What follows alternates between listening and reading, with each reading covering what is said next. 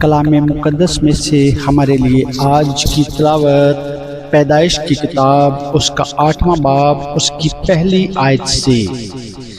طوفان کا خاتمہ۔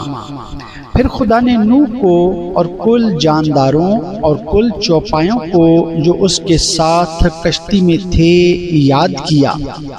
اور خدا نے زمین پر ایک ہوا چلائی اور پانی رک گیا، اور سمندر کے سوتے اور آسمان کے دریچے بند کیے گئے، اور آسمان سے جو بارش ہو رہی تھی تھم گئی، اور پانی زمین پر سے گھٹتے گھٹتے 150 دن کے بعد کم ہوا، اور 7ویں مہینے کی 17ویں تاریخ کو کشتی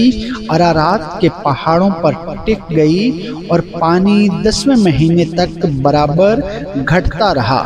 اور 10ویں مہینے کی پہلی تاریخ کو پہاڑوں کی چوٹیاں نظر آئیں۔ اور 40 دن کے بعد یوں ہوا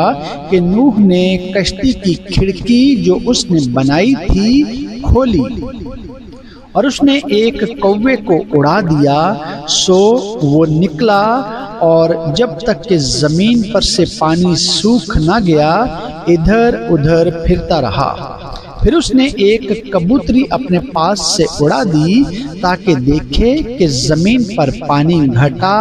یا نہیں، پر کبوتری نے پنجہ ٹیکنے کی جگہ نہ پائی،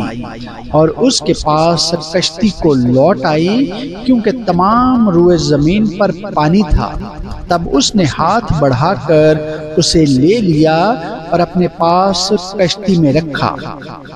اور 7 دن ٹھہر کر اس نے اس کبوتری کو پھر کشتی سے اڑا دیا،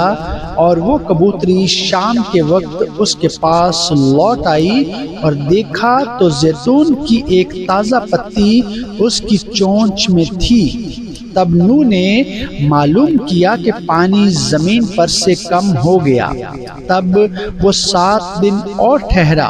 اس کے بعد پھر اس کبوتری کو اڑایا، پر وہ اس کے پاس پھر کبھی نہ لوٹی۔ اور 600 پہلے برس کے پہلے مہینے کی پہلی تاریخ کو یوں ہوا کہ زمین پر سے پانی سوکھ گیا، اور نوح نے کشتی کی چھت کھولی اور دیکھا کہ زمین کی سطح سوکھ گئی ہے، اور دوسرے مہینے کی 27ویں تاریخ کو زمین بالکل سوکھ گئی۔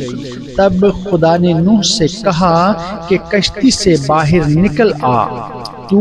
اور تیرے ساتھ تیری بیوی اور تیرے بیٹے اور تیرے بیٹے